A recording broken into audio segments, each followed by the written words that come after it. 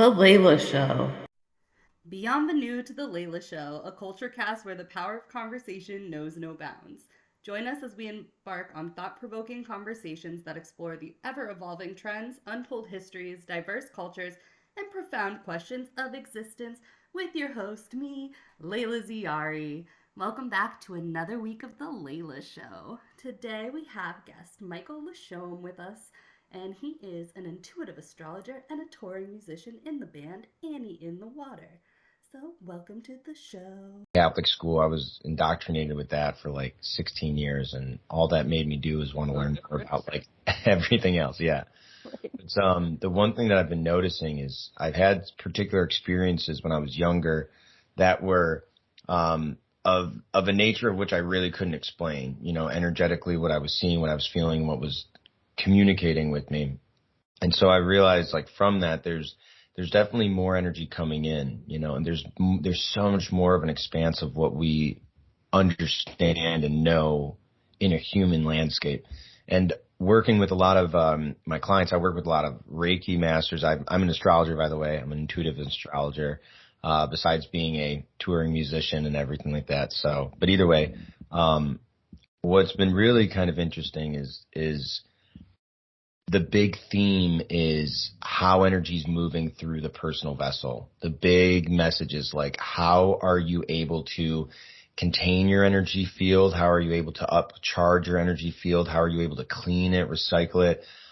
It's about really understanding the aura, your maintenance of your energy field. And I think the craziness is a lot of people we're kind of bombarded with very basic level exterior focused stuff. So you have people that they're not getting answers that are actually meaningful to themselves. So what's happening is it's a twofold. You have static on the exterior. So they're going to get aggressive. They're going to try and hold on to something they really feel like is what they believe in, which is, also being, also you have so many polarities of separation, which is easy for people to identify with one or the other, because also you separate people, they'll buy a bunch of shit, they'll believe exactly what you say on one side or the other, and it's just a card game. They're just all looking for something to believe in, like one way or the other. But yeah, there's totally. so much blockages from God, I still struggle with like technology as a thing right now, cause it's great, like you're here, hi Michael, like that's Hello. fantastic, but then also like it does like cause so many like disharmonies in my energy, and I noticed such a shift in myself as a person from like when I literally just lived cause I went years of my life living on a farm in California, like completely off the grid, like no cell phones, no Wi-Fi, no nothing, like no electricity even, like I was just living a completely alternate reality of anything that we have here. And, of course, like, I've come back to society and stuff, but, like, you're just so much more connected, like, in that space. And, of course, like, I go outside and stuff, but Of it's course. just, there's just so many blockages with all of the technology that's just all around us that I feel like, a lot of people, if you're not conscious, like, it's very hard to get conscious in the age of, like, all this machinery.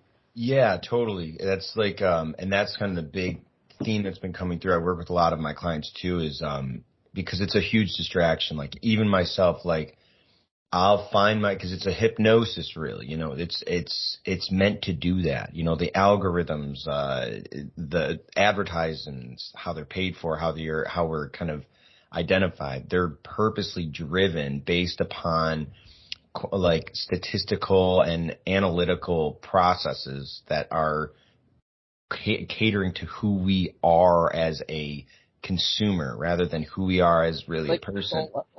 Yeah. That's why like I kind of laugh at the things that are targeted to me, because I'm like, this stuff is total bullshit, like based off of like some like random click of like a t-shirt thing, or like some like maybe like a Buddhist website or something like that. So send me a bunch of this like clothing. Shit about this clothing. Some of it's actually really fucking sweet though too. I'm sure, I know. Some of it's really good. I'm not gonna lie, I've bought stuff from Target. Yeah. So it comes down, but that's what I think the beauty of it is. It's really, that's why, a lot of the guides and a lot of the people, a lot of my meditations that are coming through it's a very big part of allowance, it's allowing this to play out, allowing these things to happen. It's kind of like, you know, if you had like a girlfriend back in the day when you're a teenager or whatever, like they just were in manic freak out mode. And like all the, like girls like typically are a little bit better. They'll be like, oh, she just needs to let it go. You know, like she just needs to like freak out and let her we allow like the manic episodes to exist. You know, we're like, oh, cool. You know, it's totally normal. Yeah, just scream it out, girl. Freak out. I feel like that's just kind of like, it's happening on multiple different ways, whether it's like people politically or anything like that, or and they're airing it out online, you know, and it's I like my personal philosophy is like better have that out there than bottled up inside, you know. It's just kind of like staticky and kind of uncomfortable, but eventually people start to come into space, especially when maybe you mature in a relationship or you mature as a person, you start to be like, you know, that way that I used to act doesn't really work for me anymore, you know? So a part of me feels like if we can just hold space and be compassionate, like everyone's going to figure their shit out, you know, whether it's a relationship or whether it's a person, whether it's politics or anything like that. You know, I'm still figuring out a ton of my own stuff too. So it's like we're all kind of on a road trying to figure out what we really want, you know. Yeah, do we ever really know? I honestly don't. No, I feel like I'm closer every day, but we're all figuring it out. And I think holding space and like compassion is something we just talked on my other podcast last week too, because it's just like, it's truly the most important thing. I feel like self-compassion for yourself first, and then just like holding space for everyone, because like we should, like, I don't even understand how we even like judge people, because it's like you can underlayer, like look at the underlayers of every single issue that someone's having and like kind of see through them and be like, okay, well this is happening because of this, this, and this, or this conditioning or this situation. And it's like, no matter what their beliefs are, whatever, it's like, we've all been through the same shit, kind of. Like, you know, the energetical layer behind those emotions and that thinking, like, we've all been there. And we've grown, like, maybe grown beyond it. Some things we might still be working on. So it's like, how could you not have compassion for someone who's, like, in the same boat just because their beliefs are different, or, like, what they're saying sounds outlandish? Like, we understand that wounding, though. So, compassion, key. Yeah, I agree with that. It's a really it's an interesting thing, because when you can take that compassion and also use that, I like to think of it as like a mirror, is like, because it's kind of like a twofold thing too. It's like there's you don't have to, because I come from a background that was very judgmental. Not to say my family was, but I grew up as a way of, like, my grandparents worked on the farm, had a shop, and the way that my parents were raised, like very large families, big Irish families, big Irish Catholic families, and went to Catholic school. You worked and did a certain thing, and you did what was your trajectory. And my family has since like very much changed, like as a result, like down the road, which is great. But that indoctrination, unfortunately, in school, in Catholic school, you know, like interestingly, the priest of my high school, he told me, he's like, I had mentioned something about tarot or something, like, and I was in high school. I'd never even practiced it, didn't even know much about it. I was just always asking questions. I was always the person to ask questions in philosophy and even religion classes. I just was intrigued.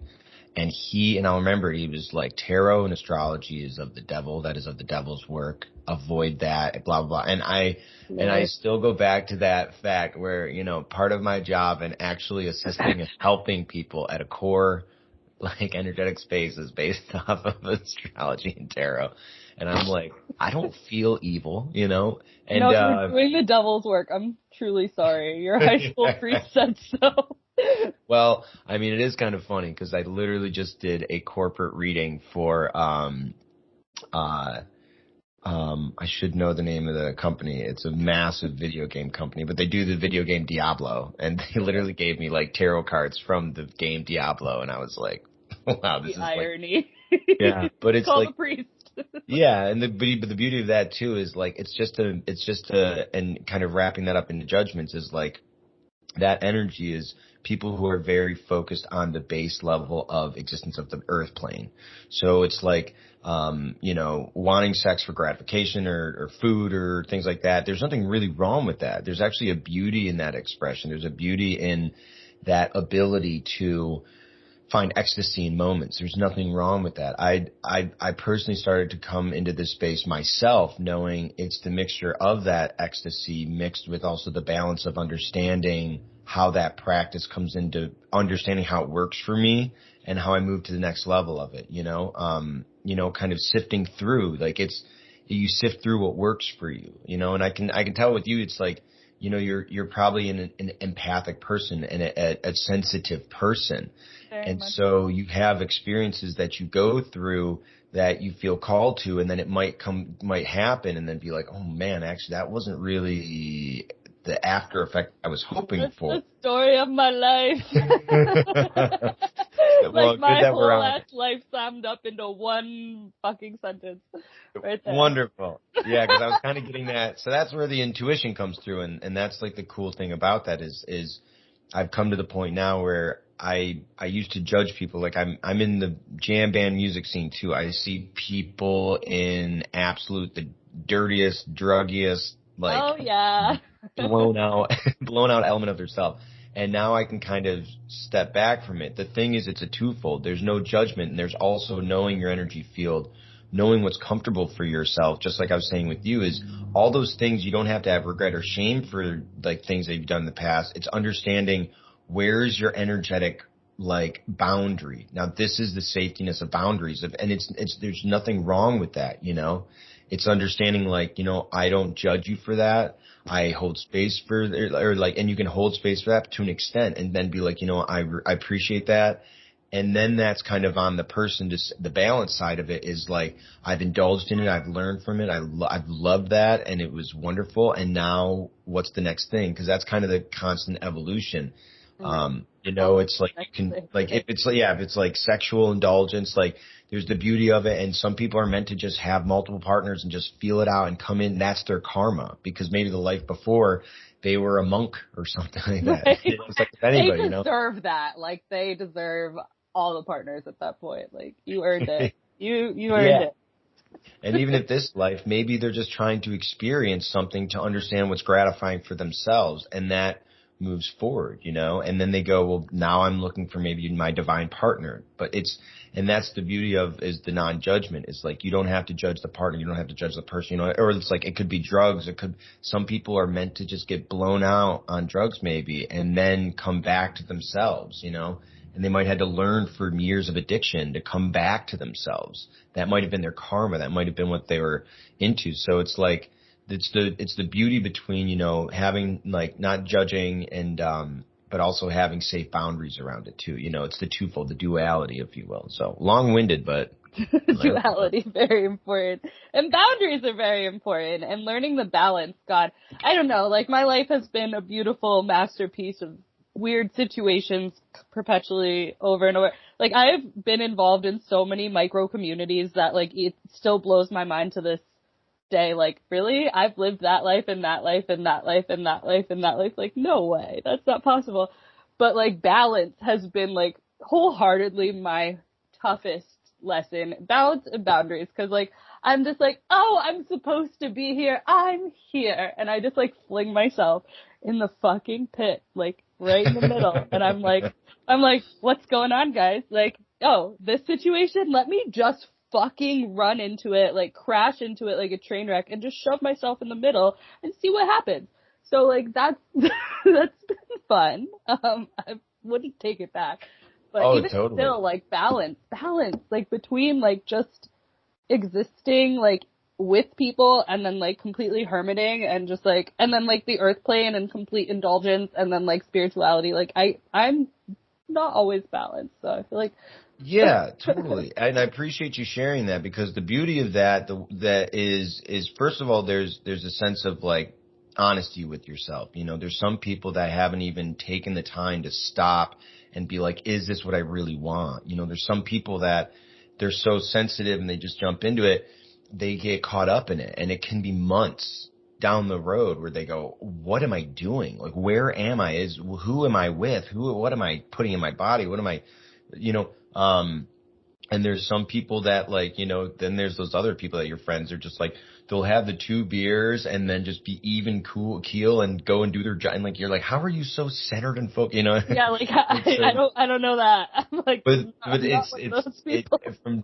from doing astrology so long, I think that's the beauty of it. And also in my personal relationships with my band, with my, you know, my intimate relationships and things like that, is you start to realize that everyone's different, everyone's unique. And I myself am a pretty intense and sensitive person, but also intellectual too, which can be very kind of, and that's my energy. And I think with you too is, it's the one thing that I always usually say with people that have that intensity, that want to get into it, that want to live and experience it, is like always remembering is like the recalibration of energy.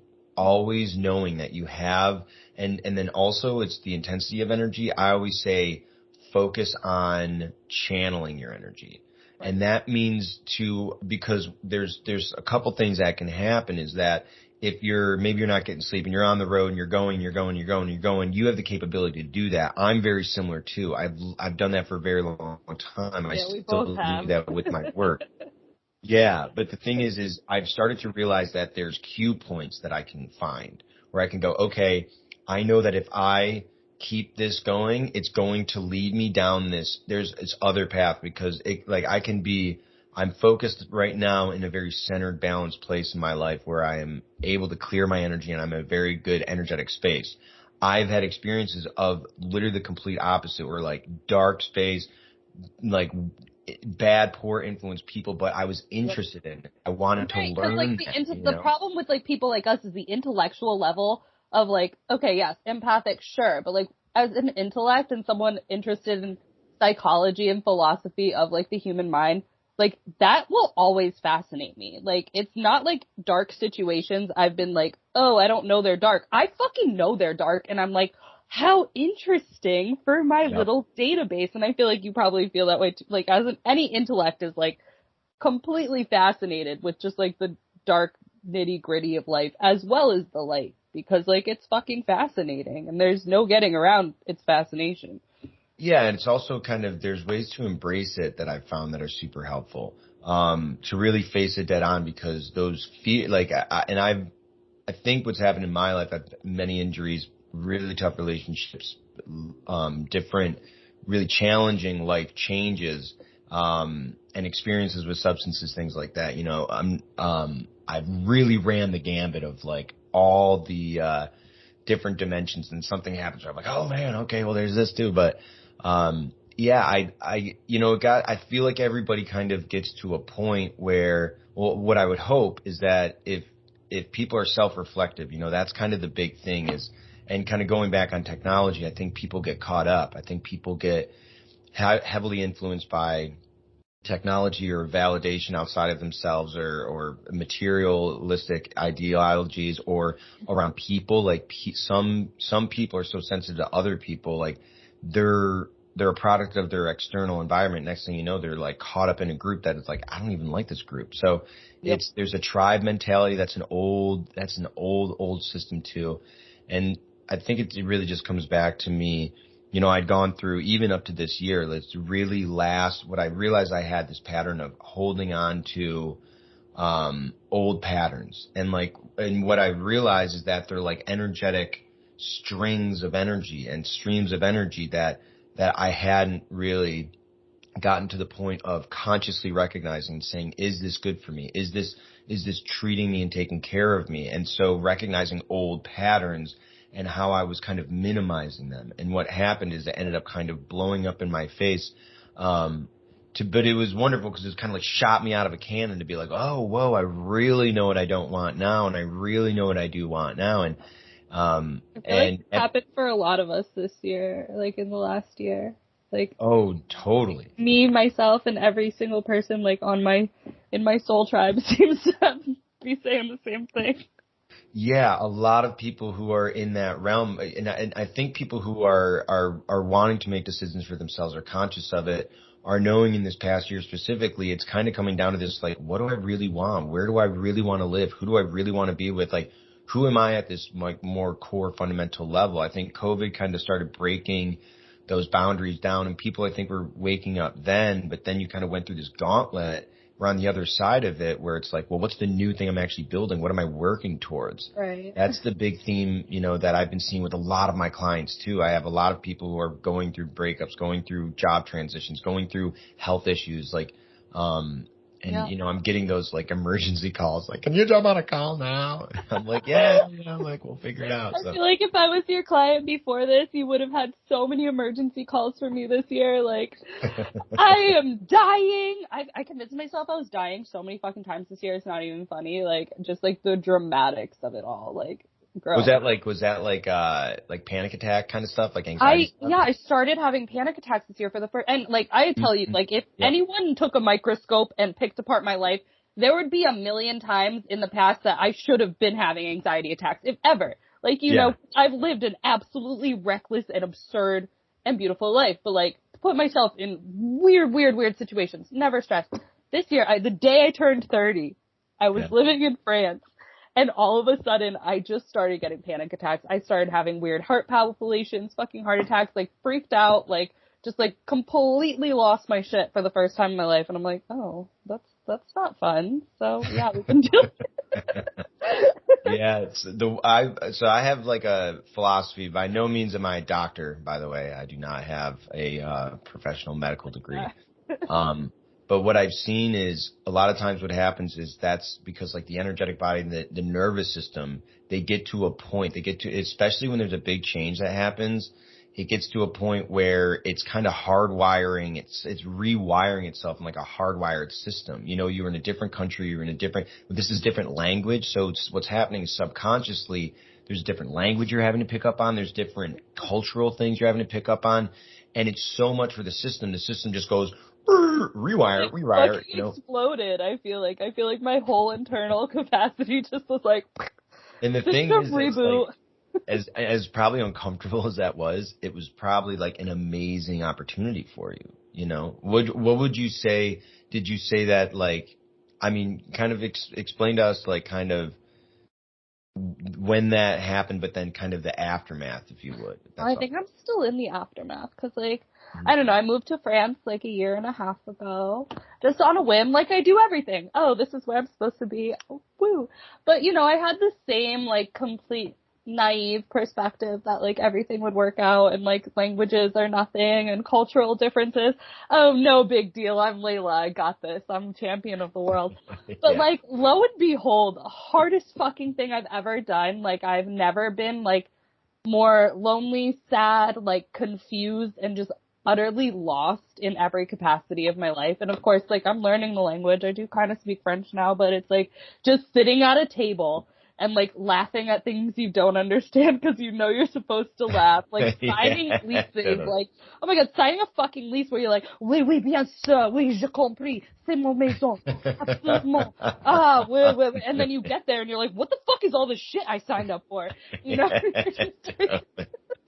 Oh my god. Like, all of that, like, what the fuck? So, like, that just led me, I think, like, what happened to me there is it led me back down a path of being with people that if I was in America, I had already outgrown that cycle and would have never been around. But I was, like, just so desperate for any sort of connection. And, like, I'm from the East Coast. I've lived in California on and off for, like, the last 11 years before that. So it's not like I'm used to being near my family, like, physically. But something about being in another country, like, you just fucking are like, where's my family? Like, I just want to go home. Totally. So, like, I picked up, like, this crowd of, like, complete and utter hooligans, like, the worst of the worst, like, the devil's fucking rejects, like, and, like, they just started following me around, and I was like, and then I just got so trapped in that I was just like, it felt like there was no escape, so I was like, okay, I gotta get out of here, I'm gonna move to Italy, blah, blah, blah, whatever. So anyways, I turned 30, then my insides just completely implode on me, and the aftermath is, like, I called my mother, and I was like, can I come home? Like, I'm 30, and I've lived on my own since I was 18, and I was like, can I please just, like, can I come recharge my batteries and, like, plug into your wall and, like, be okay. So that's where we're at with it right now. I literally just needed to be around family and just like completely reset and just like not have all those stresses, environmental stresses, and just like, yeah, I completely just broke. I fucking exploded, imploded, collapsed completely. Here we are.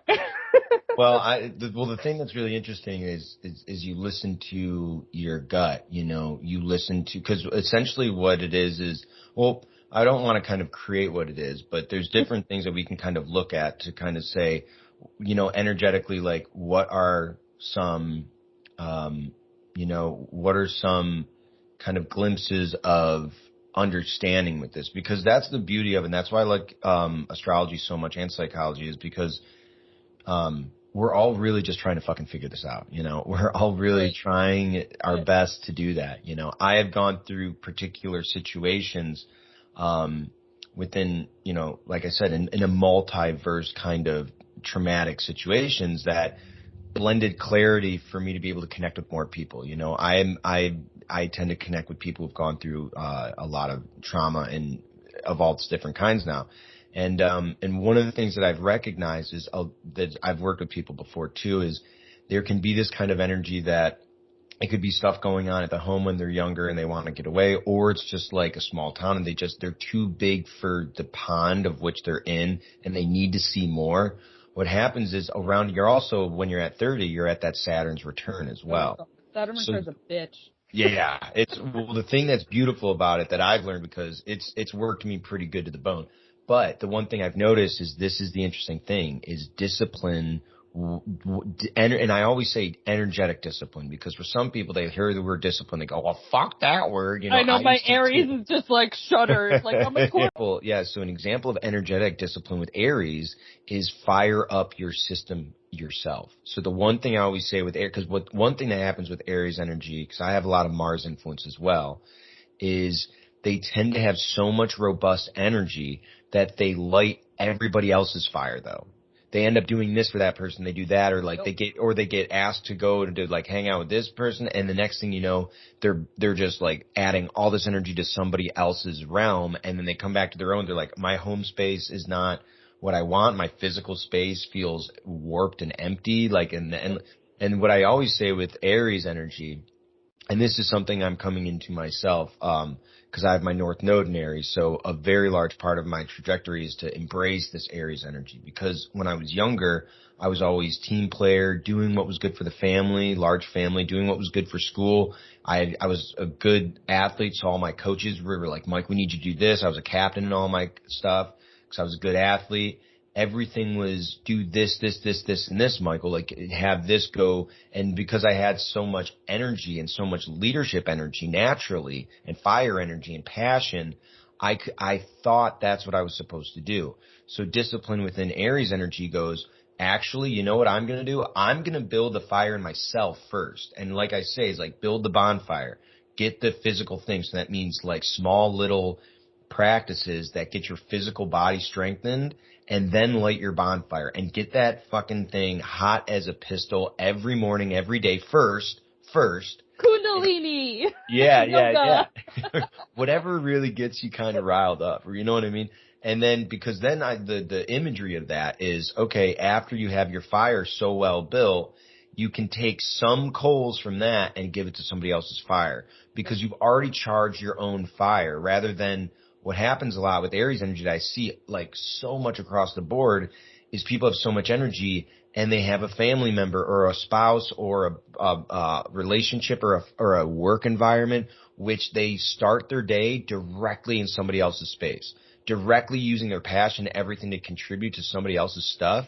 And they get burnt out because their own self they're not working out. They're not organizing and reevaluating themselves and their value system and what they're fighting for, or where they're going. They just get so stuck in moving forward and marching forward for somebody else. They turn around, they're like, I don't even know what the fuck I'm fighting for. You know, Mars energy and Aries energy, like, so it would be good. And like, the thing is, you automatically have this sense of being like, I don't know what it is, but I need to go home and get grounding. What's grounding? That's the earth. That's the wood for you to build the fire. You're building a sacred container just to recharge first. Next thing that I would say is start to understand what it's like to build fire in your body, because subconsciously that's going to trigger your body to go, okay, not because like I said with you is like, and I felt that with you when we first started talking, is channeling your energy, because what you're going to do is build a discipline that comes from your own consciousness, your own psyche, and it goes into your body. Now you're psychologically and subconsciously channeling in through and out of your body in your auric field. Your energy field opens up. Your physical body starts opening up. You'll start seeing changes in your physical body, in your emotional body, and knowing like you're going to start building energetic boundaries without you even realizing it. You're going to be like, that's worth my energy, that's not. And your energy level is going to fucking skyrocket because it's going throughout your whole body. It's going throughout your hands. It's going, you're going to get your sexual drive will go up. You're going to get it in your sacral. You're going to start to recognize your sacral is sacred, and actually that wants to be consciously engaged, and then it's in your feet, it's in your legs, it's in your bones. And when that heat and that sense of self and doing the things for the sense of self, your trajectory and what you fight for is every day reevaluated, because you're doing things for yourself first. So that means you have the opportunity to reevaluate your passions, reevaluate your structure. And that's what I usually say with Aries energy, because if it's not channeled and really reevaluated, it will start fighting other people's fights. And I say that in doing other people's work. Yeah, and I've done that in my life. Doing that. I mean, I'm done with that at the moment, but still, which is great. We're still all out of that, like all out of whack, like you said. Like I already am at the like this is worth my energy. This is worth my energy. But like the insides, we're working on that. That's why we got a personal trainer after you. I have 2 personal trainers a week now because the girl, and then I'm gonna go sweat it out in a sauna because. Oh, see, that's perfect. Yeah, and well, that's a great thing too. Is also the sauna is getting that, because that's that old kind of like stuff that you were passionate about. And be like, oh, I'm not in that anymore. Let it kind of get out. That's so fantastic. I've been going to the sauna twice a week at least. Actually, on Monday, we should all just like shout out Bodhi Spa Newport because, well, I'm from California. Like Bodhi Spa Newport. Yeah, Bodhi Spa Newport. Bodhi Spa. I gotta go to the hot springs and shit. So anyways, I found like this indoor place here that has like thermal baths. So Monday I went for 2 hours in like the cold, hot, sauna, steam, cold, hot. Fucking fantastic. Oh, totally. Well, that's the other thing too. It's you're kind of already doing that. It's like that's the beauty of it. Is like you're grounding now, and then your body's being like, I want all these change. Because what's happening too is subconsciously your nervous system, it's changing. So you're rewiring your body, and that's kind of like when we started talking before. Is the rewiring comes in so many different ways. It also means like how much you're looking at your phone, and then how much you're not looking at your phone, how much you're physically in your body. Like the big message that I've gotten is like in the body, because your energetic field will be able to be contained in it. Everything that we kind of see now is about distraction out of body, whether it's your phone, whether it's partying or drinking on the weekend, or it's like everybody. It's so funny. There's this video of this girl talking about, and like I'm not shaming anything about drinking, but this is the first time in a while I've just decided not to drink while I'm on the road. I don't really have a problem with it. That's amazing, because that's a hard place to not drink. Yeah, it's really, well, the thing is, cause for me, and I'm sure you'd probably be able to, relate, is the intensity within me and like my emotional stability in certain environments. It's like sometimes you go into them, you're like, whoa, I'm like physically and energetically uncomfortable right now. And like it's too stimulating almost, like a sensory overload. It's like, oh yeah, let me have like, if I have a couple drinks, and then obviously you're kind of numbing it out. And you kind of lower down your vibration. Yeah. And so this last month was a gauntlet. It was the end of summer festival. So this is like when people are really like in the depth of their like using and drinking and partying, and they're trying to get it all out, and we had like fish after parties. We had multiple festivals, multiple, places where drinking and food and like indulgence is part of like what people know of like hospitality giving to me. And so I was like, this is an awesome opportunity for me to really do my checks and balances. And I haven't drank at all for this 1 month. And I'm only saying that because it's something that I had a problem with saying no to people. And it's a new sense of boundary, of just being like, I don't necessarily need that. And then I'm like, why am I so charged up? Why am I so uncomfortable? What are the different practices that I can do that will actually make me feel more comfortable not doing that, you know? And it kind of goes, and that's where a lot of the guides and a lot of the messages have been like, just reevaluating how you're taking care of your energetic body. You know, like I work out every day now, I meditate every day. And this isn't to toot my own horn. It's just, there's the big message that's come through, especially you going home and grounding, you working out, you doing these things. And the fact that you're doing this subconsciously, you're like, I just need to fucking go home. And that's just, and then from there, you're already making fundamental core changes. You're subconsciously recognizing. The next thing is when you start to consciously recognize, because then you're in those spaces and you're like, I know what I'm feeling and this is a trigger. And that's where it's like, okay, you have one of two options: to consciously engage that and channel your energy or recycle it correctly. Or that's the other thing that goes, fuck it. Okay, sweet. And I'm going to go with the flow. And there's nothing wrong with going with the flow. It's just, I would say that you can do both. You can consciously engage the environment. You can go with the flow of it, but you can also have a sense of balance energetically within that moment so that you're not off the deep end, because that's the thing that makes people scroll for fucking 6 hours straight on their phone. You know, not having a sense of boundary with that. That's the difference between people, you know, saying yes to every single opportunity that comes in from people and not taking care of themselves and giving themselves time, you know? And that's the difference between like overstimulation, overeating, over drinking, over partying, you know?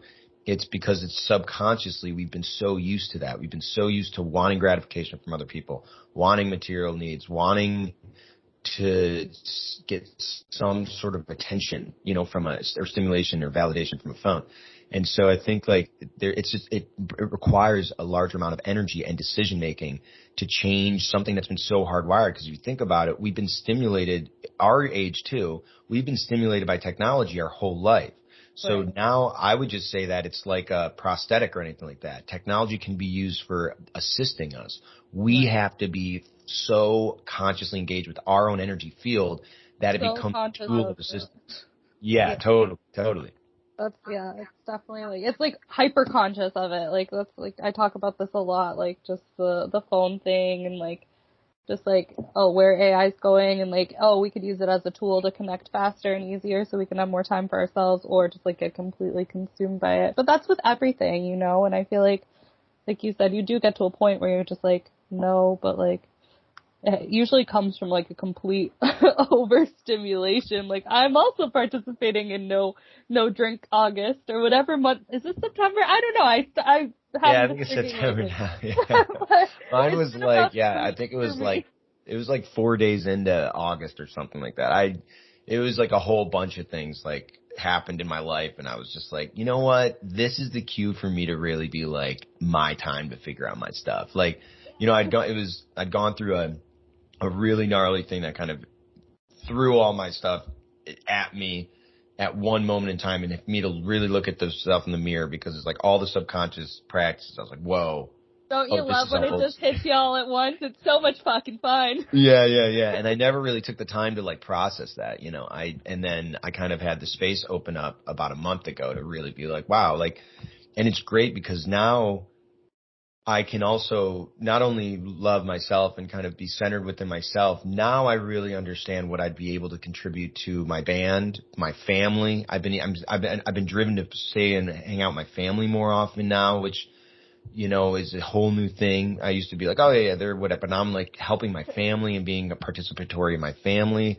And then also like when that relationship of like an intimate and like partnership, I'll be ready for that. You know, I really will genuinely be ready for that. And I think that's the beauty of all these things is that's my own personal thing. But, you know, with my clients too, I just notice people, I work with them, they make changes, and that's a big theme. They're just like, I feel more available. I feel more intentional. I feel like, you know, more charged up. And it's not because I told them anything, because whenever I work with people, I'm just channeling through information, you're just teaching tool.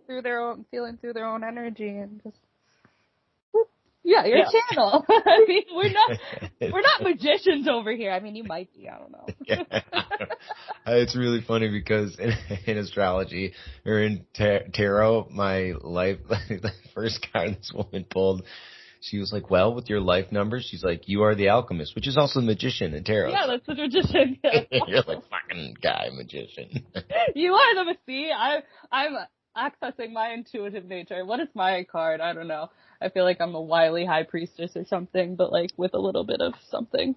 I think that is. I say. I love it. Well, I think it's also, it's like, I love how you're doing this because, and I watch them too.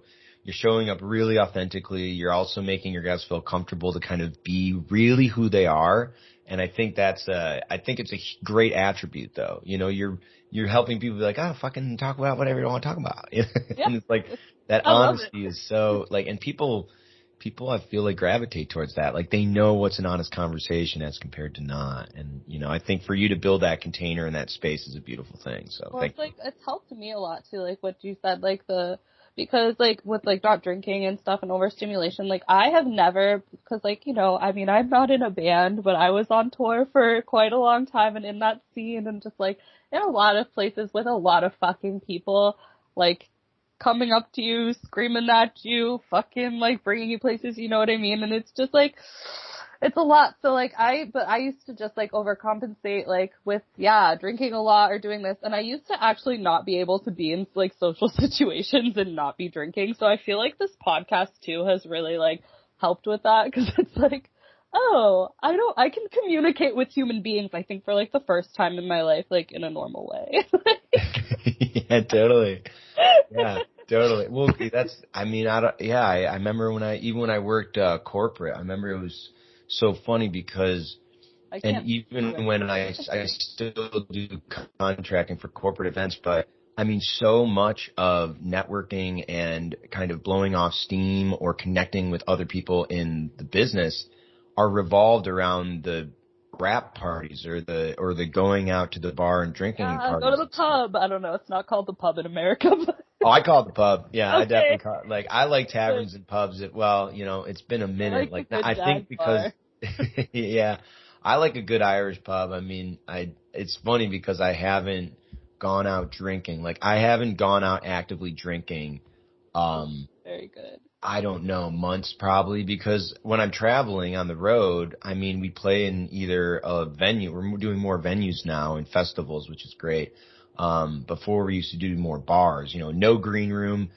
Literally, they're like, got free beer for the bar back in the day. Yeah. You're like, you might make $40, but you'll get like a free burger and like many beers, like on tap beers as you want. Drink as much as you want. Yeah, so you're like, okay, well then I guess I'm going to post up here.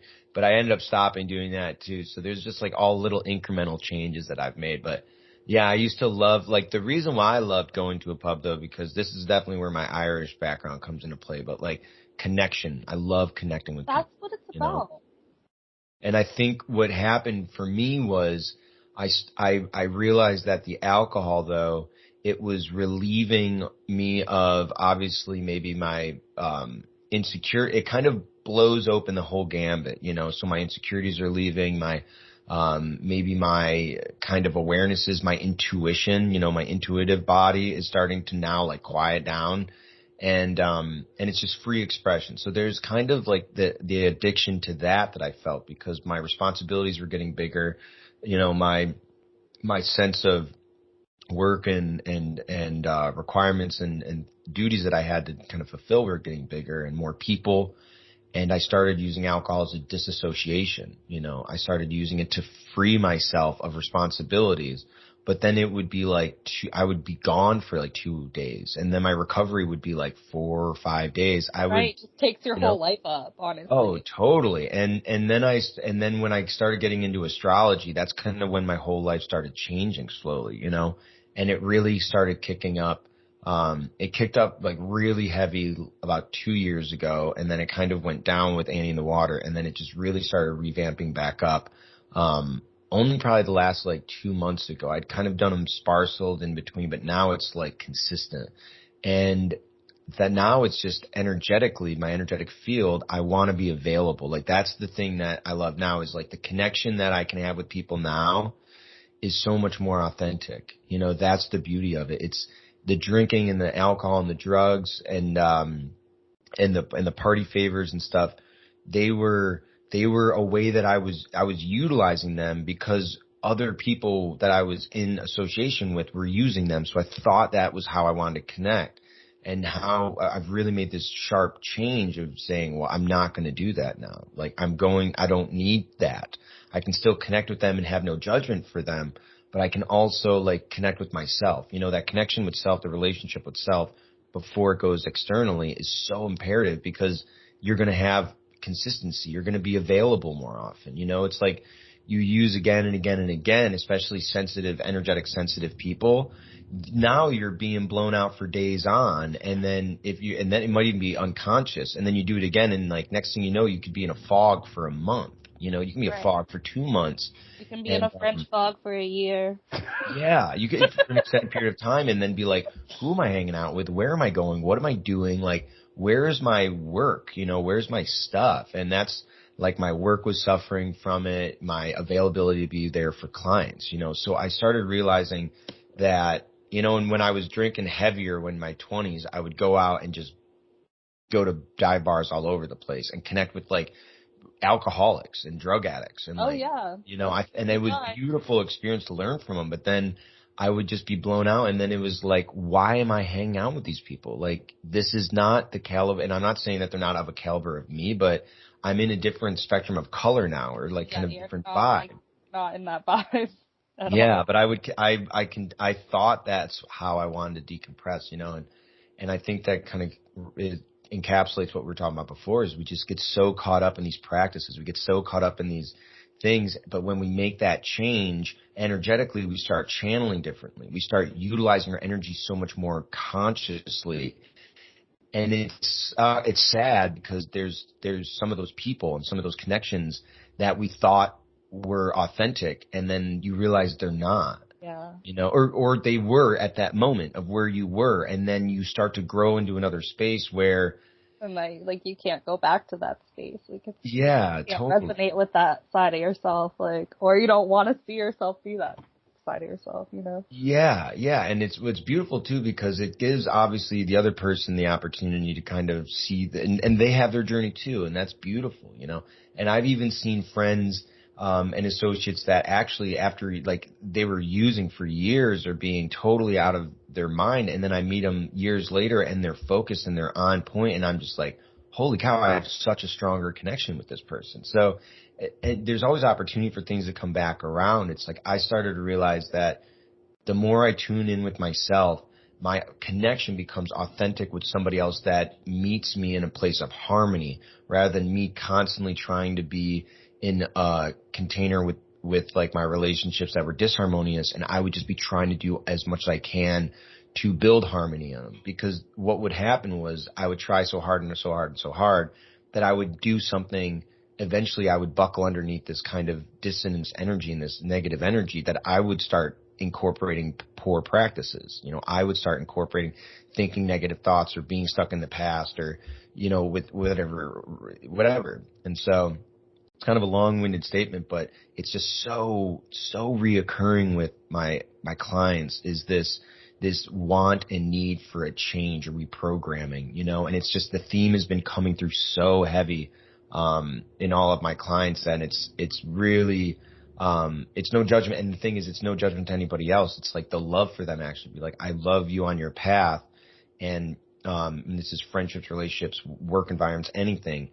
And I respect you. I also respect myself and know what I require for myself. So then all these things start to change. It's beautiful, but it's tough though, because you're just like, oh man, but where's my tribe now? Where's my connection now? And it's always changing. Or shrinking and grow. Actually, I feel like, honestly, I have a larger tribe right now than I ever have in my life, albeit like none of them are close to me physically, but yeah, totally. So that's nice, but I don't know, listening to you is like listening to myself talk sometimes. That's fun. That's awesome. Good. I'm like, well, oh yeah, that's been my life. So, going back to family, love that. Yeah, I think it's one of the things that I've realized, and that's one of the beauties of it too, is that the more you kind of get in touch with yourself, you start to recognize your attributes, energetic attributes, you know? Yeah. Sometimes when I get caught up, or other people get caught up in other relationships or people that are kind of distracting them, if you will, Oh, or yeah. substances, whatever it could be, work or whatever. You know, not having that opportunity to like step back and be like, oh, what am I about? And then when you kind of get into that space and then you bring that forward, there's just people I know that suddenly are like, well, I'm really good and into tarot now and I'm way more intuitive and like I'm picking up on things and I'm feeling more like psychic or intuitive or, you know, I'm seeing things or I'm having dreams that are nuts. You know, it's because their energy field is starting to be open. Yeah, your container is able to take on more. And then you show up differently for your work and your friend groups and also you might want to contribute to another group, you know. And I agree with you so much. It's like I am connecting so much with people all over the country and all over the world now. And you know, my friend group is still just really my band, you know. If anything, my friend group got even smaller. That's your family. Yeah, that's my little group. The Annie-in-the-Water family. Are you guys on tour right now? We just finished with like a late summer leg of travel. We're on the road tomorrow to play at Arch Street Tavern. I love Arch Street. Yeah, we're playing after show for West End Blend and One Time Weekend at the Arch Street Tavern down there. And then after that, we're actually taking time to finish up an album, and then we do a big Halloween run. So we're going to announce all those shows. It starts with Magic Beans at the Hollow on the Thursday 26th, and then we have a couple real cool shows that we're playing after that too. So, well, I'm gonna have to make sure I come hit some of those since I'm here on the East Coast till God knows what. Where? So you're down in what, like Hudson Valley? Rhode Island. So that's right. Yeah, so I'm like near Newport, like on the beach coast, but it's I haven't seen a winter PSA to everybody in like ever in my adult life. So I'm a California girl, like through and through at this point. Like I may be from the East Coast. No, my blood is California. Like it literally, no, like actually, like if you measured my blood, it's set up for like California weather. So this is gonna be so. And all the winter clothes are in Marseille, France. So. There you go. Oh wow, that's funny. Let's have fun. Well, that's good. Too much of my shit. My cowgirl boots that are turquoise and my mandolin is in Marseille. I'm like, I have a problem with this right now. Fuck the winter clothes. Oh, you should have just worn the boots and carried the mandolin on the flight. I was not in a good headspace. I also thought I was going back in like a month, so. Oh, how long have you been over here in the States for? I got back at the beginning of July. I left Italy like the first. Oh, so that's still not that long though. Mm-mm. Oh. No, I'm like a fresh baby back. Wow. So I'm an April baby. So what are you astrologically? Yeah, I'm June 25th. So, and I am a Scorpio rising, a Cancer sun, and an Aquarius moon. Oh, I love, okay, Scorpio's the best. My whole family's Cancer, and I'm an Aquarius rising, so fucking yes, Aqua. Yeah. Okay. I love that. Aquarius rising, yeah, it's so interesting to have it as your, rising sign. It's such a lot of people will say like, Aquarius moon people are just the fucking weirdest, you know? Like I remember there's this, the pattern, the woman who runs the pattern, you know, she was just kind of like, you know, if you're an Aquarius moon, you're practically like an alien, you know? Oh, you are. And, but Aquarius rising is really interesting because it's like, it's where that kind of energy, that kind of, cause like, you know, the water bringer, it's the reason why it's the water bringer is because, you know, in ancient times and the way that people see it too is like, how would you allow for somebody to survive and provide for them and then also flourish?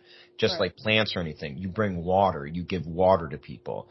So in a way, Aquarius energy Aquarius energy is the way of providing nourishment intellectually for others. So that's why finding the right group where, you know, that is finding the right social groups where your contributions can be seen as attribute and seen as something that is new and refreshing and unique is imperative, you know, and because especially when it's your personage, because it's like, So that's like when it's coming out of you, you know, it's, you know, the Aquarius moon is a little different because it's like all of this uniqueness is sitting inside of you and you're like, everybody thinks I'm fucking crazy. I love it though. I think Aquariuses are the best, which is like I'm so sorry to you Aquariuses, but people fucking hate you. Yeah. I talk to people, they're like, Aquarius is my least favorite. I'm like, oh my god, like really? I think Aquarius energy is great, but because it is. It's like water bringer, but also really weird. Yeah, I think the moon sign of it that I've realized, and I didn't even know this for a large part of my life, but it was happening, is it's in the lower realm, it's a disassociation. It's when something, if you're not addressing your emotional stuff and talking about it and really getting it out there, then what happens is you can disassociate from people and places and things, and then people go, what the fuck, dude? Like, how could you just like ditch me like that? You know, how could you just cold? Yeah. And I remember like I used to do that, and I'm at the point now where I understand incremental recharges, you know, but I think what happens with people is they can be like, you have no soul, you have no emotional like understanding. You just like went from this and then suddenly you're gone. And I think that is from what I had to learn is if I wasn't in the relationship, presently and communicating like reoccurringly, but also saying, this is my space. I need to recharge over here and then I'll come back. You know, when I wasn't doing that, that's when I had to, and that's why like drinking and things like that became a way of disassociating and not having it.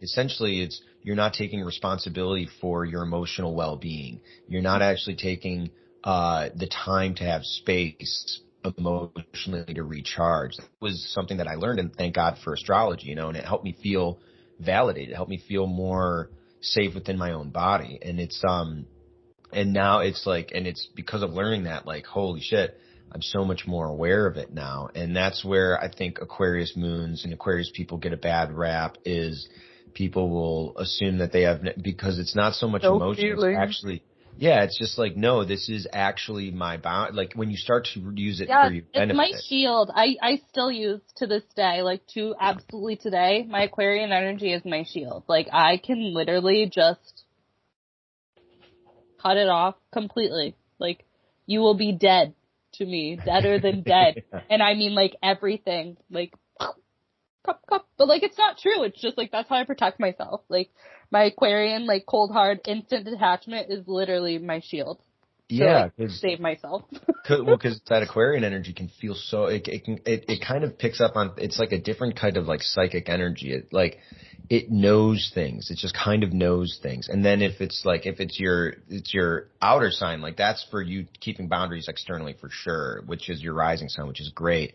Yeah. And then mine being internal, it's intellectually knowing like this is not going to work for me, you know. And that's even just like a recent thing that happened. It's like energetically something was happening in my life that was so uncomfortable, and my heart was like, oh, like I can still provide into this, and like it's cool, like and I've gone through that, because the Aquarius nature is kind of funny too. It can be like, oh, it's all cool, it's all good, like no judgment. That like have everybody do that and do whatever you want to do, and it's like it's all your expression, it's no big deal, you know. But then it's like the other flip side of it, because it's such a complicated kind of energy and intellectual energy, is understanding that like if you over negotiate intellectually so many times, internally you're going to start having to try and figure it out, and it's going to go haywire, you know. So I had to recognize that there's a comfortable way of me disassociating and disconnecting and disengaging so that my mind wouldn't go crazy, you know, like I wouldn't over process stuff, because it was like I was feeling, unfortunately, like kind of not in a beneficial situation. But then there was the other part of me that like wanted to like hold space and be like, oh, that's totally cool, because it really is. Like there's no judgment to other people. That's kind of the interesting thing. Actually, it kind of like wraps around what we were talking about, that boundary thing. Is like there was a no judgment for a certain situation in my life, like no judgment at all. Like I really respect what you're doing and your decision, because if it's going to be the best thing for you, I respect that.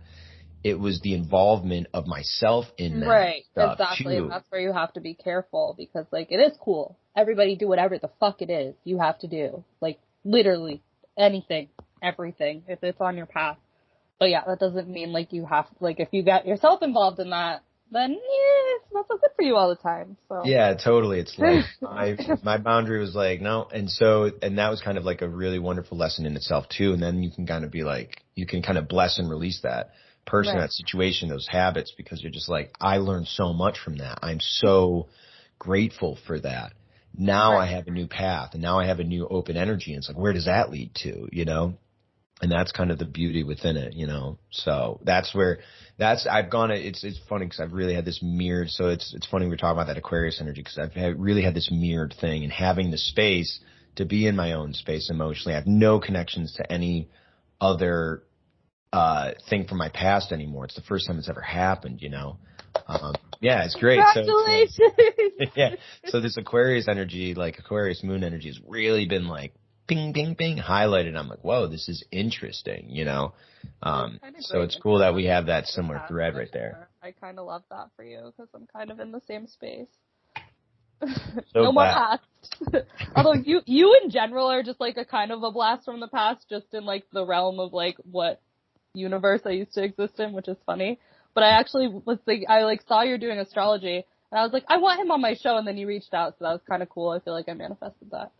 Yeah, totally. I was like, God, I love the show. This is so cool. And I started, having, I think what's been nice is I learned that, really expressing myself and getting out there was imperative, you know, and this was like a really big jump for me that started happening a couple months ago and then really started vamping up when I realized when I was in my own space, not having to worry about what other people thought, what a significant other or best friend or like just really focusing on what I'm contributing became that element of I just need to put this out there. I don't know what I'm going to say. I don't know what's going to happen, but if I can express it, I'm not having a fear of restraint. There isn't this fear of who am I and what can I say? It's like we all have something to say. And I'd been working with another astrologer, and she was like, you know, you would benefit from a larger group of people hearing you, which makes sense because I play music in front of larger groups of people now. That's growing, which is great. And then she's like, astrologically, you really want to do that in your astrological sense too, is larger amounts of people to listen to you. And, and that was a really big thing for my ego said no. My ego was like, no, you don't, because I've been used to for my whole life playing a team player, playing small, being just under the radar, not wanting to go out. Big. Yeah. And so it's like that Aries North Node energy is like, no, fuck that. I'm going to be. I know that was my Aries coming through like, fuck you, be big. Yeah. No, I'm going to say what I want. I'm going to say who I am now, you know, and it's the feedback that I get from that is so astronomically huge. The people that have been reaching out to say thank you, and I'm sure you get that too with your podcast. You probably put them out, and then people are just like, "Oh my God, Leia, I'm so stoked you're doing this. Like, thank you for doing." I cry sometimes. Like even yesterday, like people literally look me up and like look at things. Like I forgot I used to play at like open mics and stuff. This girl's like searching the deep dives. Like I cannot promote this stuff of Google of me, and she's like, "Your voice is like an angel," and I'm like crying. I'm like, "You guys actually care about what I used to do and what I do? Like this is so fucking nice. Yeah, I can't believe you guys like me." Yeah.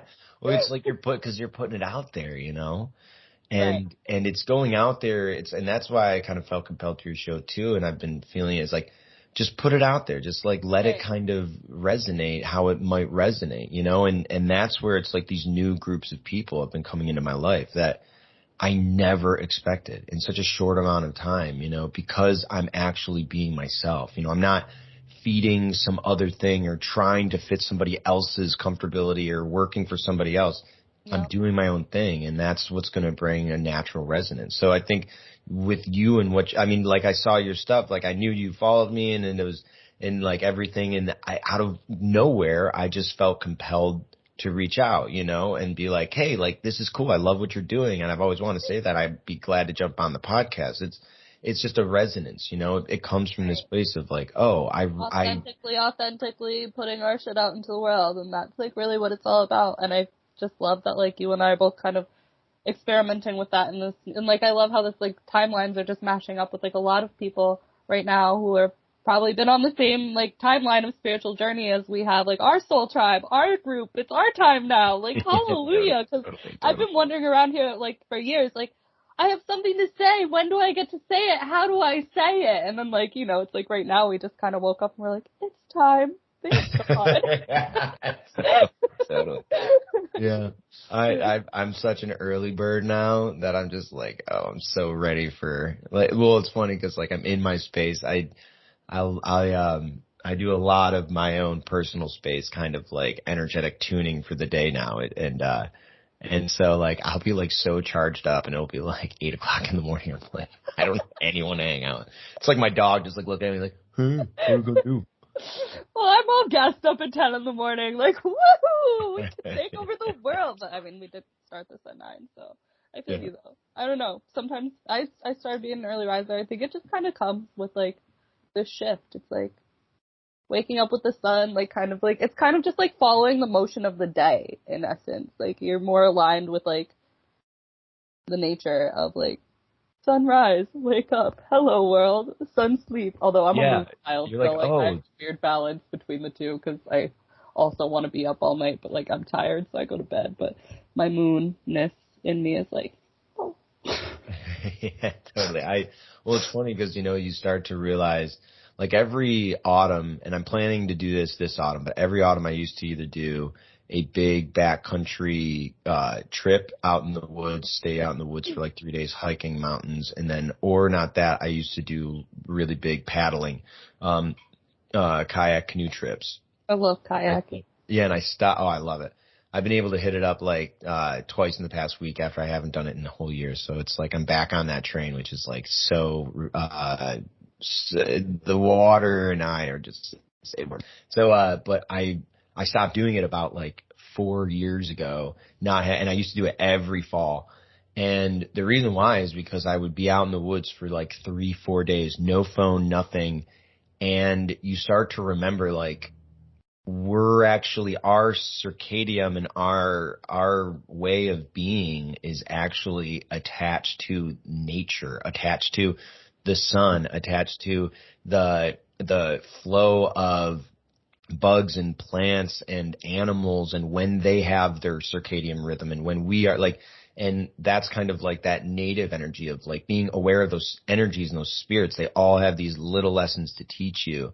And that's where I've realized, like, you know, and what's been happening recently is like even waking up really early in the morning, just being like, all right, I'll start the day, and just writing and like being what's coming through. And it's you start to realize, like the Mayans would say, and like natives, that it's like your rhythm, your time, you're kind of on time when you're actually sucked into the reality of the now moment, rather than us, like, we have everything revolving around a digitized time that's actually like slightly inaccurate. Fucking phone and this stupid stuff. So, but that's, I mean, I have a healthier relationship with my phone, but, you know, so I'm like, okay, I'm going to do it again this fall. Let's do it, you know, or, you know, I'm going to make the trip happen, but it's, having much healthier relationship with that has helped out a lot too. Getting outside more every day, going for a hike, going for a run. Oh man, it's so much better. California every day. I've been crying every day because, like, I miss like everything when I lived there. Like, of course I lived it, but like everything was just so large. Like, everything is so large, and it's so, like, California, I will say, is the most powerful place I've ever been to personally, just because, like, the ocean is so large, the cliffs are so large, the trees are so fucking large. It's just, like, nature is so just in your face, excessive, and, like, almost savage and brutal. But it's, like, I don't know, I've never felt more connected in my life than when I was there, so miss it. Miss you, California. Take me back, please. Oh, for sure. I remember when I used to work for the show The Amazing Race doing art production, so. Oh, wow. I remember that show. Yeah. So aesthetically, we had to build aesthetics, you know. Wow. So we were always in that zone. So we would be like looking at different shots or different locations and like how aesthetically we would build into these places. And I just remember going out to the ocean for the first time, like right when I flew into LA, and I was in El Segundo, and my boss and I walked to the ocean and energetically like feeling the magnetic force of like the wind off of the Pacific and the energy coming from that direction. I was just like, whoa. Like, yeah, that blew my friggin' mind, man. I miss it so much.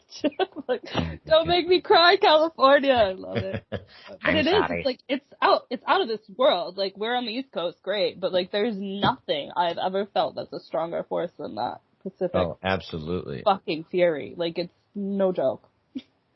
Oh man, it's been a minute. It's been a minute since I was out in Cali. I was in San Diego, I think 5 months ago. I was in San Diego. That was really cool. It's really just beachy, surfy, reggae vibe, you know? Still, I've never been to San Diego. What the fuck is wrong with me? I lived in California like literally 10 years of my life. I have no idea. Yeah, San Diego is cool. San Diego was a really wonderful experience because I flew in there and like we had to get sound ID. So I was running production for a brand new company called Litmus that it's a corporate event thing a company that I work for from time to time called Grand Dynamics.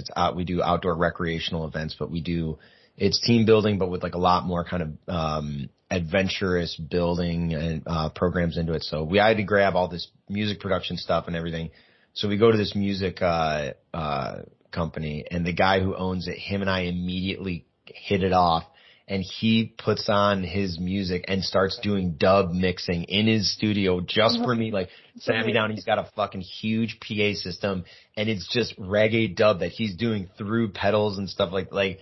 I was the first day. Here I am, first day in San Diego, and I'm just having this like incredible personalized show that this guy's giving me, you know. And he gave me a bunch of records and stuff, and I was like, holy shit, San Diego. That sounds totally so California to me. Oh my God, yeah. It was story I ever did hear. Oh, it was totally fun. I remember that. That was wild, man. So that was my last Cali trip, but who knows the next time is, so. I don't know, I'm trying to buy a house there right now. Good fucking luck to me. Good luck to you. I wish you the best. Manifest.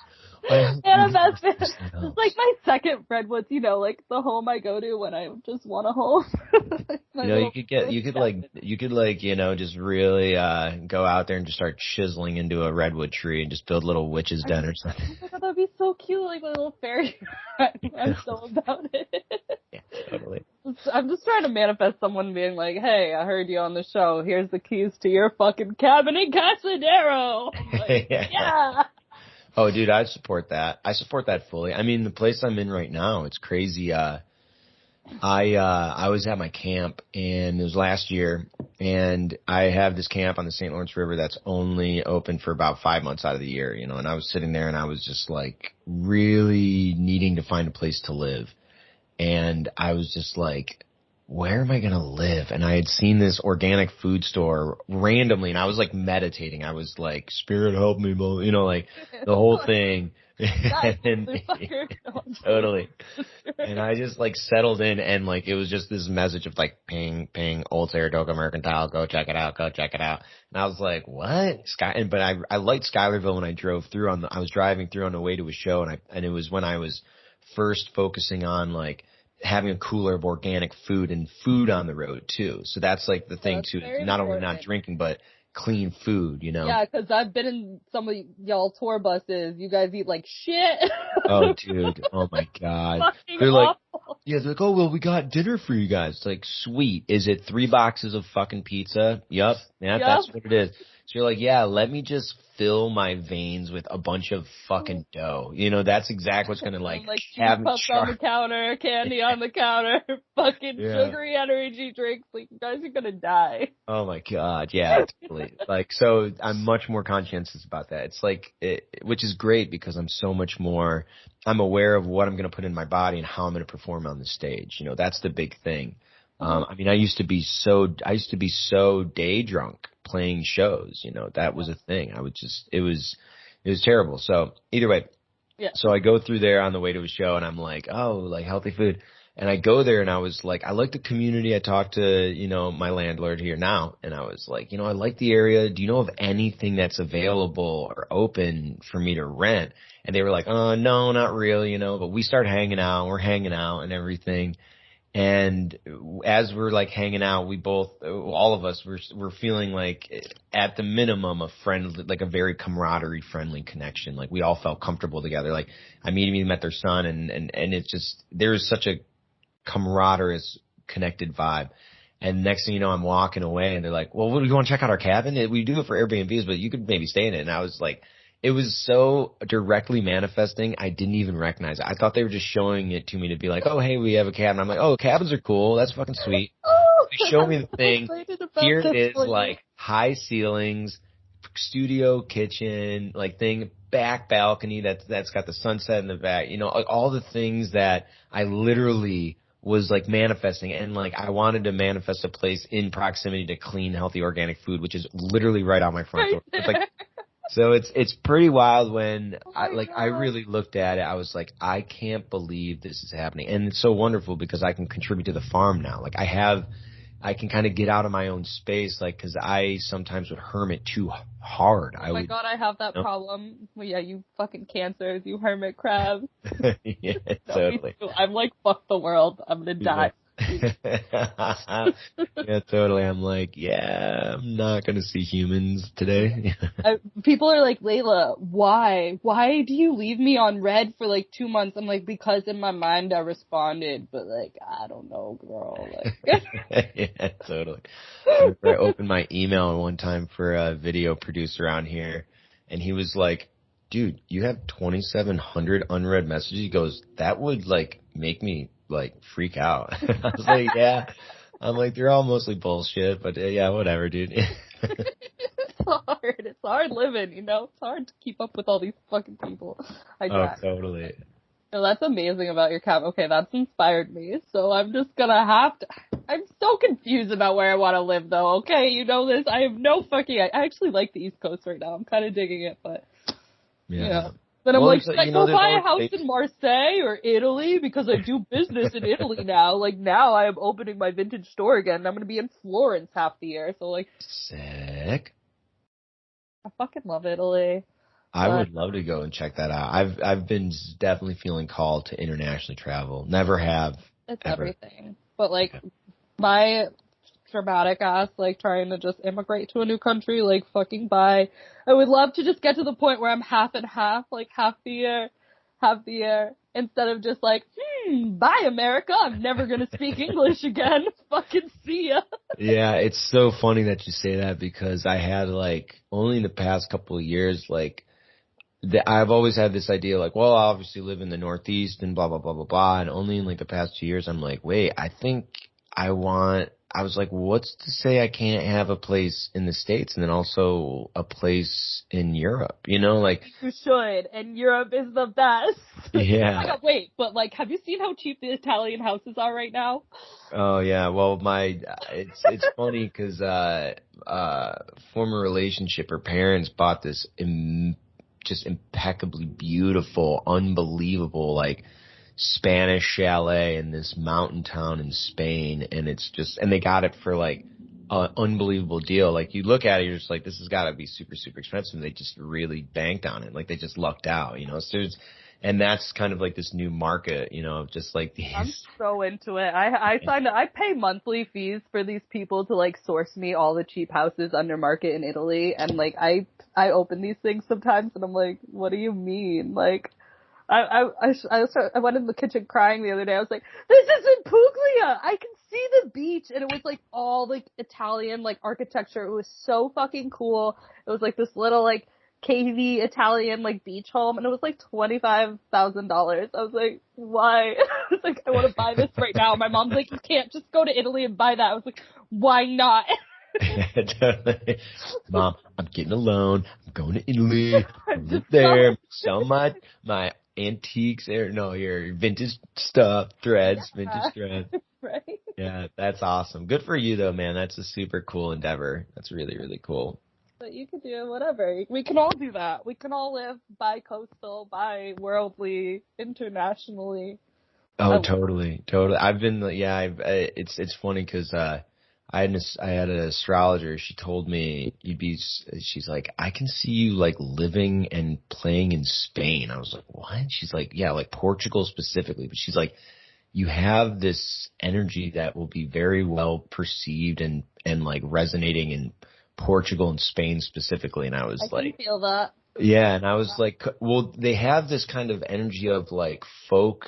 They love folk music on like this other, they really love people who kind of, what I've noticed and like kind of researched more is they're very big into people who express their passion uniquely. And I have a whole nother solo album that I've been working on for the past 4 or 5 years and I haven't showed anybody. And, I hear it.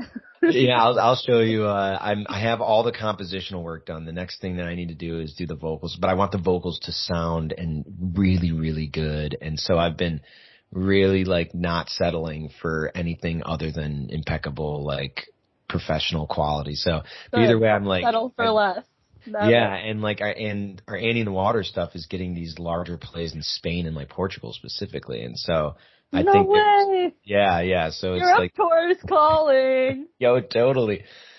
So, and I've been feeling that more and more, and I was like, wow, like, and I think that's the part of like us, how we are is like, I've been, I'm starting to step out of old dogmatic patterns of what I was told and what I thought I was capable of. The biggest thing I've been saying to myself every day is I am worthy. And because I've gone through a situation recently where I felt very unworthy. I felt very, like not appreciated or just like, and it really kind of hit me hard. And I think my whole life, I was like, wow, I think my whole life I've spent actually like questioning my confidence or who I am and like what I'm worth. I think I did things outside of myself all the time to try and get validation for somebody to say, you are worth something to me.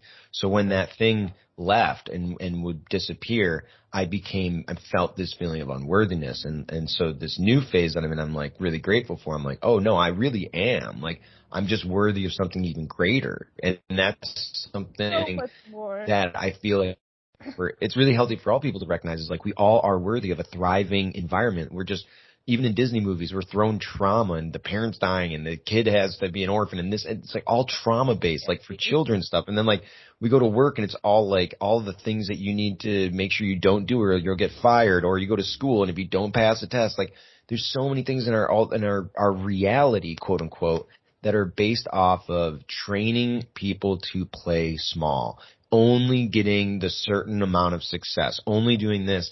And I just, when I'm energetically in that space of recognizing my worth, it's a thriving energy. There's so many larger things that I don't feel like me living in a whole nother country as a second home is out of my wheelhouse. I feel way more called to that, I'll live by example and say you can just move out of the blue. I mean, not that to be fair, I got in a catastrophic relationship, got like robbed and abused to my insides exploding, but I still did it and I learned another fucking language, so we can all do that. Yeah, totally. And, well, the thing is, it's those things happen, I mean, I've had probably like 3 now, like really traumatic relationships where I was just like, oh my gosh. But then I'm like, oh my gosh, yeah, I know better now. Okay. Yeah, so you think till you do it again in another country like a fucking idiot. Oh gosh. I couldn't imagine that, no. I had just been single for like 5 years too, and I was like, fuck relationships. Then I go to this other country and I'm like, yep, this is like the epitome of every single person I've ever dated in a toxic cycle coming back. It really does. Like you said though, sometimes it just all comes back like subconsciously. You're like, oh, I thought I fixed all this. Let's go really, really, let's go really fucked up into it. Yeah. No, it's so funny you say that. Well, because the last one that I had was when I was 30 actually. And it was a relationship where it was highly manipulative, and they consciously understood manipulation. They actually knew it as a back pocket thing, and this guy. Yeah, and it's no shame on her, because she's a really beauty, and I always saw the beauty, and that's kind of my default. That's our problem. We always see the beautiful, like the soul part, like the awesomeness. Yeah, like the potential. I have had so many relationships I've been in because of the potential I saw of them, and right. and it comes down to something great. Yeah, that you really have to be like matter of fact be like, well, actually, no, what's the daily routine? Like what's actually happening in this relationship? Because it's like it's a patterns, you know, the relationship is patterns. Like, are we actually starting our morning off in a positive way, or actually doing like, this is actually the worst thing in the world, and I'm just living in some fantasy reality of what could be in my head. Totally, yeah. But I had that earth-shattering one when I was 30. That got me into astrology, believe it or not. Like, I had poured the whole thing into it, you know, poured it all in. I mean, I immigrated to another country, so yeah, same. Yeah. Oh man, yeah. But in a way, it's like so funny how these relationships, like, that's where I don't hold negative, like, perceptions to those relationships. There would obviously be frustration and anger, but that's where it's like you have an opportunity to forgive, you know, and let that go. And when you really let that go, it's so cataclysmic to your life too. Like you said, I mean, this is why I started podcasting and all this, like, from that. So cool. Yeah. When I had that relationship, I was searching for something to, like, make me feel whole. So I found astrology, you know. I was like, oh, and this resonates. So I started studying it. And out of that traumatic relationship, like, say that never happened and I never even had the compulsion to jump into astrology, I wouldn't have this whole other career. Yeah. And so I think that's the kind of beauty with that too, is like, and now I've had, you know, I'm in another phase of something, because after that it was about 5-6 years until I had gotten involved in another relationship. How old are you supposed to be? You look like my age. I'm 37. Okay, 37. Yeah. I thought you were like 30, 33. I don't know why. Maybe youthful. If I shave my beard, I get like, I've had people say, like, late 20s, 30 years old. I try to think of myself as, I thought I'd think of myself as energetically, you know, excited, you know, because you have that like youthful, like, excited flow. Yeah, the whole age thing, it's because it's like, either I can look at my life as an opportunity to be active and use as much of my vibrancy as possible, or I can think about my age or the thing. That pit is a super toxic pattern that a lot of people have too. Like, age is just a number and time doesn't exist, so. Totally. You know, if I get sucked into that, it's just a depression pit, you know. So I do too. I mean, I'm not even like, you know, I'm just 30, but I'll be like, my wasted 20s and my life and every opportunity I squandered because I was chasing stupid things. Like, shut up, Leila. Oh, totally, dude. Oh my God, my 20s. I'm just lucky I didn't die in my 20s, really. Me too. I literally don't know how I made it out alive, like, on multiple occasions. I'm like, girl, if you tried to do any of that shit right now, you would die. I'm very glad you didn't die. Me too. I'm glad you didn't die too. I really pushed it, like, really, really pushed it a few times, and then got, like, really healthy, and then was like, fuck this, I'm gonna push it, and, like, literally, I'm surprised I made it through the last year, to be honest. Like, totally. Make it. Like, there was multiple times I called my mother, like, can you please fly on a plane and get me, because I literally am gonna die in the small village in France. I feel like after COVID, like, that's the one thing I've noticed after COVID, especially in the jam band scene, is like, the amount of drugs and usage is more than I've ever experienced. Like, the amount of stuff that's available. More drugs in my life than I have in the last year, and it's gross. Like, it's gross. It's like after COVID, I don't know what happened. It's just, but suddenly it's like all these, and like even like the dirtier kind of K, like, and that kind of like vibe. So like, gross. Ugh. Yeah. That's why I stopped going to music festivals, shit like that, because like, that was my whole introduction to the jam band scene in like 2014. I was dating like this fucking crazy, toxic, like, drug dealer guy. It was like music festivals. I was like, cool, but it was like the ones we were going to at first were like EDM, and then like I started just getting into jam music, like, because I didn't know. I thought like it all died with the Grateful Dead. Like, I don't know. I didn't know it was just like a thing. But like, like the K scene and like the EDM scene is like why I stopped going to music festivals. I was like, this is literally fucking gross. Yeah, totally. And I still go to them because it's my job, but that's different. You can be backstage and safe from the scallywags. Yeah, oh, well, you think you're backstage and you're safe, but the energy there's still weird fucking energy. Man, sometimes the energy backstage is unbearable. Like because when you get back there, you can get promoters and musicians. You get the sharky, snaky fucks. You get people who are so lost in their self-righteousness that it is so disassociated, because then they're in a space of being like, well, we're back here, and like I've heard a lot of shit talk about other bands, other promoters, other all sorts of stuff backstage, and those are conversations that I don't have the slightest interest in having.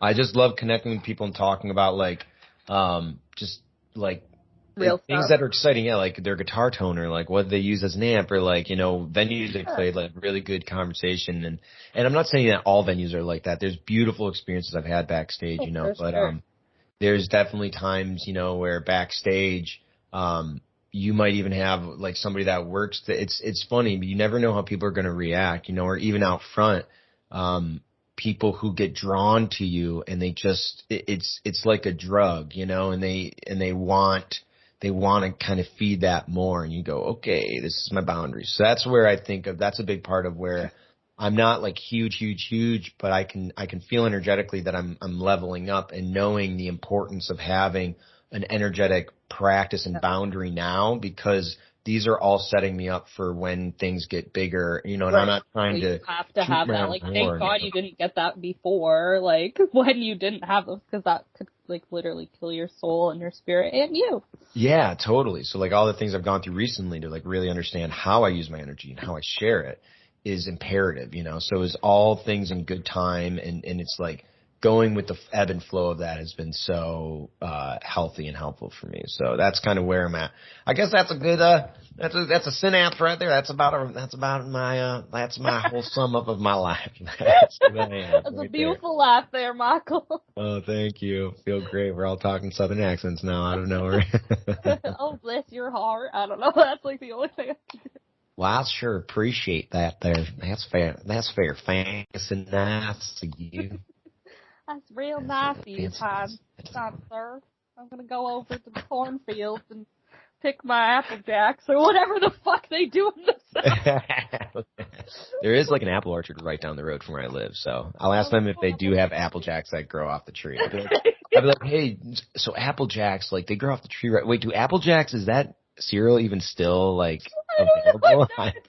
I feel like that's like Count Chocula. It might have been discontinued, Like, I don't know the new fad of cereal just because I don't start my day with synthetic sugar every morning, I eat granola sometimes. Is granola okay? Depends. I eat the organic ones sometimes. I actually like never eat breakfast. They fucking suck, so. I've been doing the smoothie game. I just tried walnut milk, which is pretty interesting. So I didn't even know that existed. Yep. So blueberries, dates, banana, a little walnut milk, and then a little bit of granola, and then a little bit of peanut butter. That's fire. It's really good. I'm actually gonna. I can get down with that because I need to drink my breakfast. Like I can't be putting shit in my mouth in the morning sometimes. Like chewing, ugh. It depends. Like sometimes I'll be on the road and I just try and listen to my body as much as possible, because it'll be like day 3 of smoothies. I'll be like, and I'll just like maybe drink water and fast a little bit and then have a big meal, and then I'll have one meal for the day. So that's one of the things I've been doing, is like really listening to what my digestive system is saying. Intuitively eat. I feel like my body says you're going to drink a protein shake because you're a lazy bitch today. Oh, yeah, that too.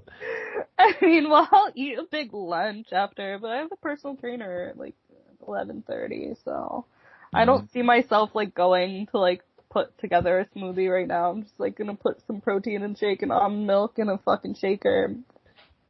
I believe in you. Maybe eat half a banana, then walk into the gym, be like, let's go, and then come home and put the Indian food from last night. Leila, you're on fire today. What is it? What's your secret? Half a banana protein shake, motherfucker. Don't you know? And like a huge ass cup of fucking espresso! Because we're Italian over here, okay?